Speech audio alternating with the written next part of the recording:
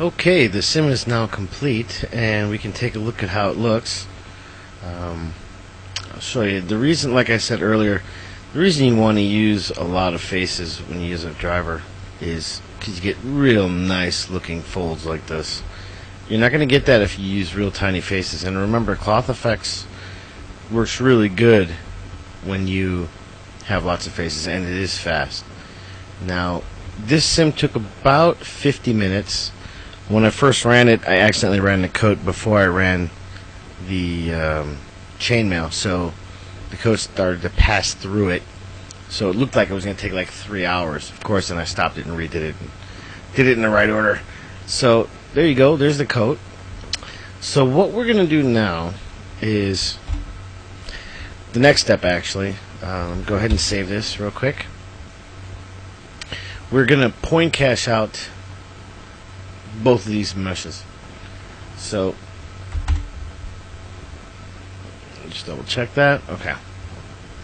So we're going to take, I'm going to put this in box mode again just to make it easier to see. So we'll take this jacket right here, and I'm going to throw a point cache 2 modifier on it. Now, point cache 2 isn't actually out there anymore right now, but if you do a search for it, you will find it. It is all over the place. It's just not officially being put out there. So point cache 2, we're going to say new, and leave it the same name, and just hit record. And then we're going to kill the point cache. Okay, and then we're going to take the chainmail driver, and we're also going to put a point cache 2 modifier on it, and we're going to record that. Okay. And then just for fun, I'm going to take the body, and I'm going to put a point cache 2 modifier on that.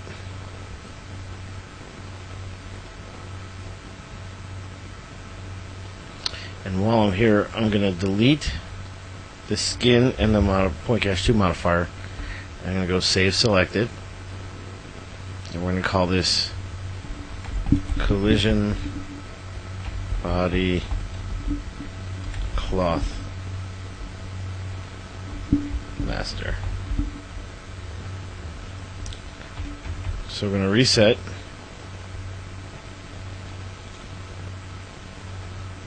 and I'm going to go ahead and start merging in those cloth masters.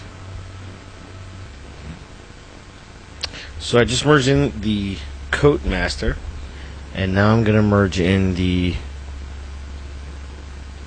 collision body master, and then finally I'm going to merge in the chainmail cloth master.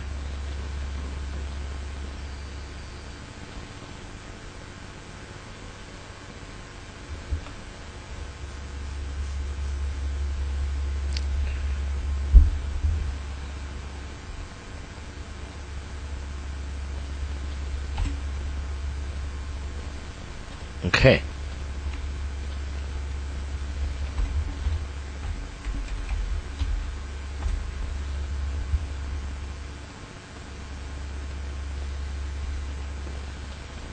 Okay, so now I'm going to load up the point caches onto these mesh objects. So we'll go ahead and we'll put point cache 2 on this and say load, and we're going to take the body point cache,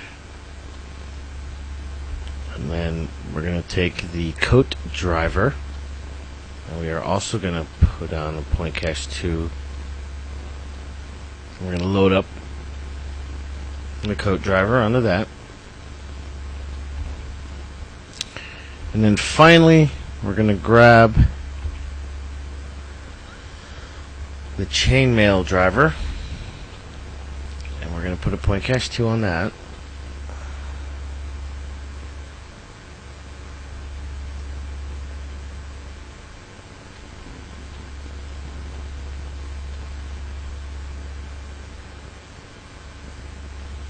Okay, so you notice everything is now in place. And if I go to... Actually, usually when I get to this point, I like to take the driver objects and put them in box mode, just so I can see everything else that's going on in the scene. Let's leave those where they are for right now. And if I go ahead and just slowly drag through this,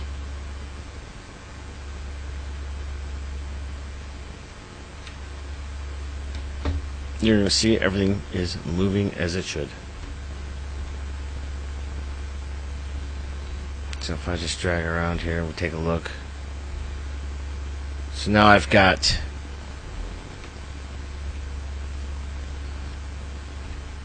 my collision body, which I've really just brought in as a reference.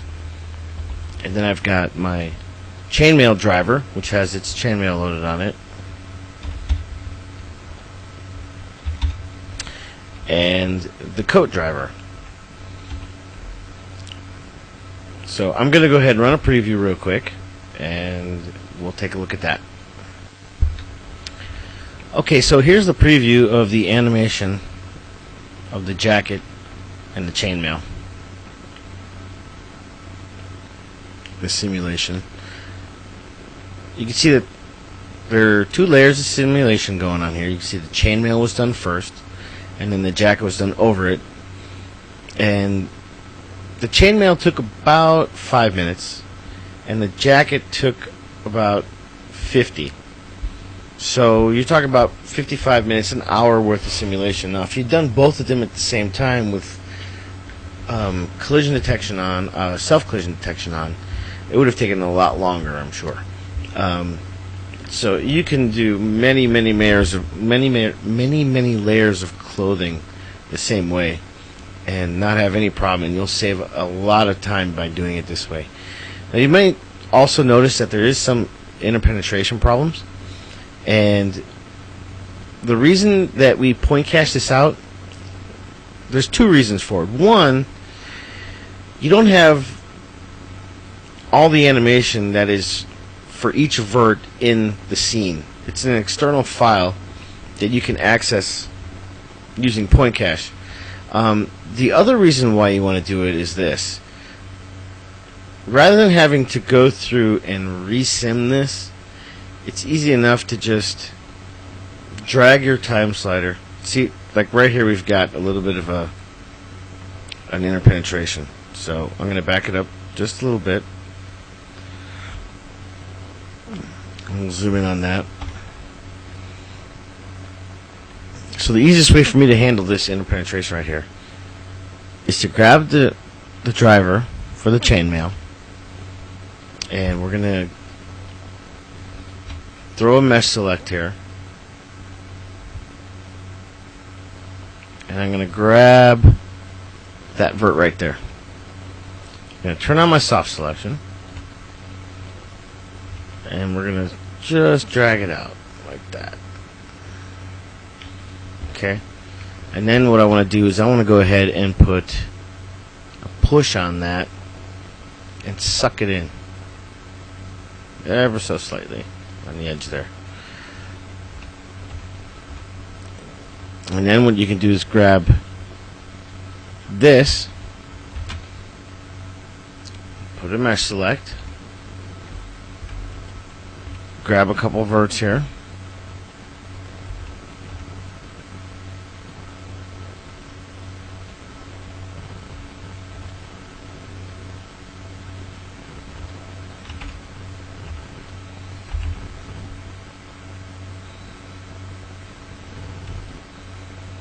okay.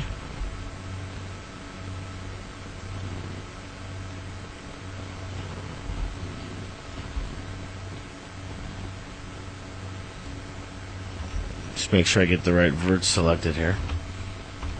Turn on your soft select.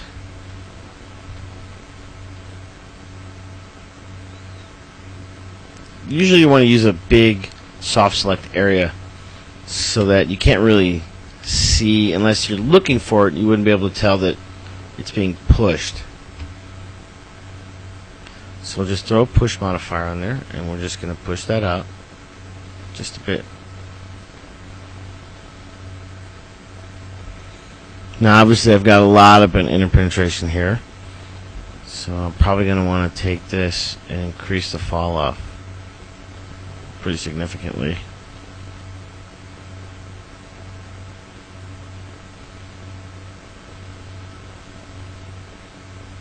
Okay, push. We're going to push that out like so. So all you would need to do is animate all these settings, and then whenever you hit an interpenetration, you would animate the push from 0 to whatever it needs to be back down to 0. So that way you can save yourself hours and hours of time by just, doing a couple quick little tweaks. Now I didn't use self-collision, which is pretty obvious right here. So let's say, for example, I had a crease in here that I didn't like, or I wanted to soften this up a little bit. All I would need to do is put a mesh select again, go to subobject mode, vertex subobject mode, get myself an angle where I can select the verts I want, like so.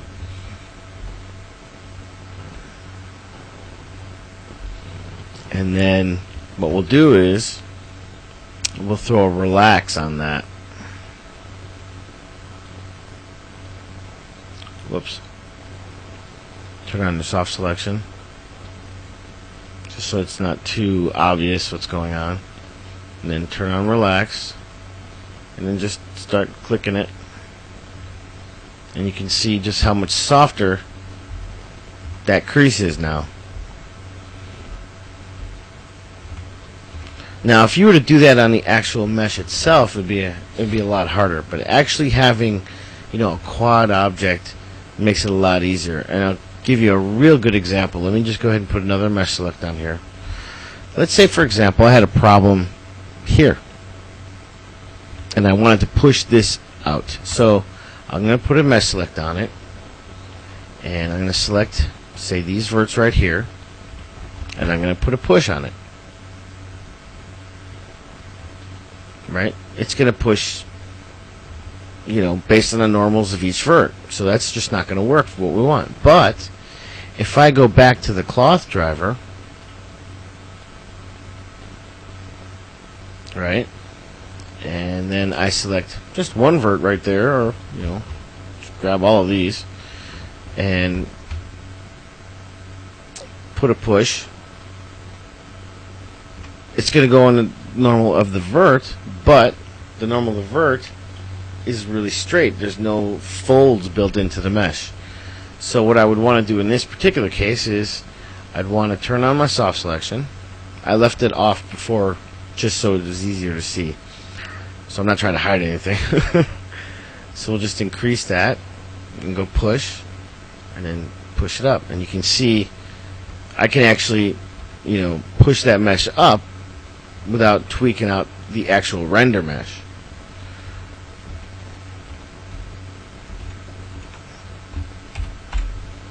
So we'll go ahead and throw a mesh select at the top of that stack, and we'll take a look at what the rendered object looks like, and you can see that is a lot smoother.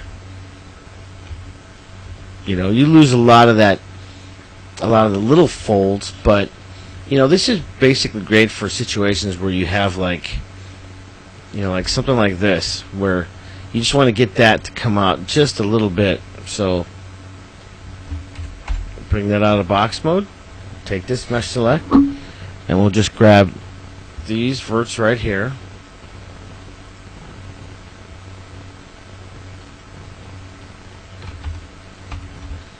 and we'll turn on soft selection.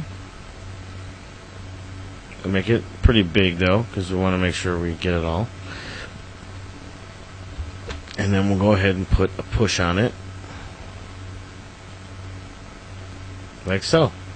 Again, you would just need to time the animation and drop a key so that over time, as something interpenetrates, you can just drop a key down real quick and then drop it back down to 0 so that the cloth will go back to its original animation.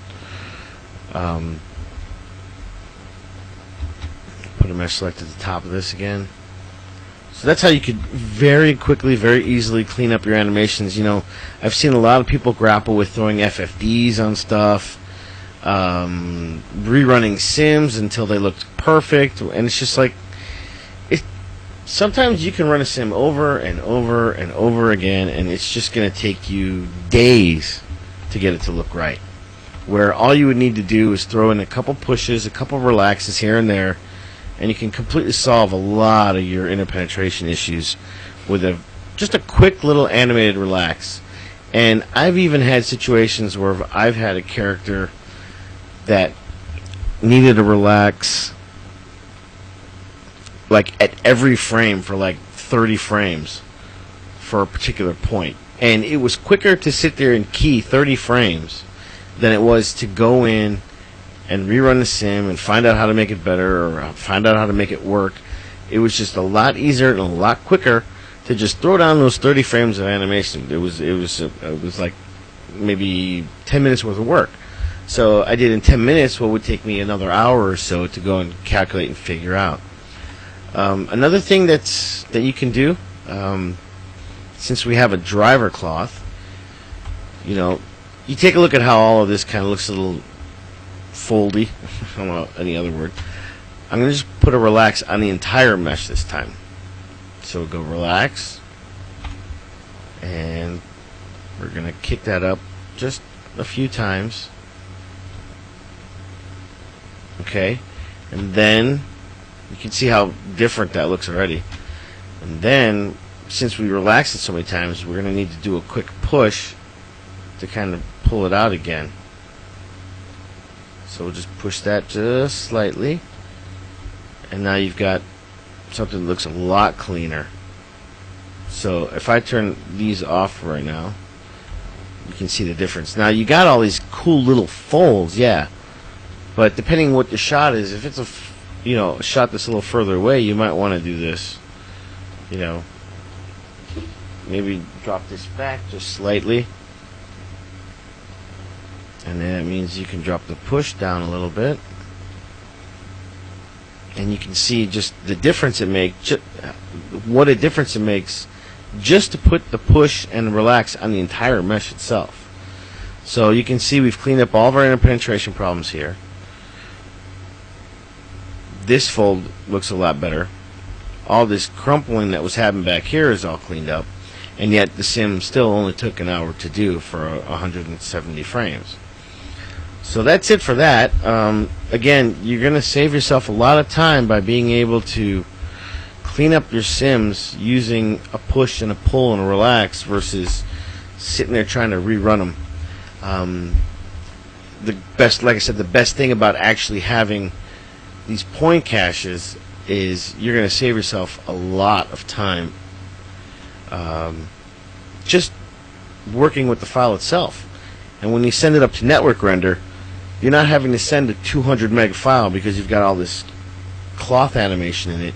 You're just sending them the file that's reading the point caches off the network. For example, I just want to show you one last thing. If I just go to open my files and we take a look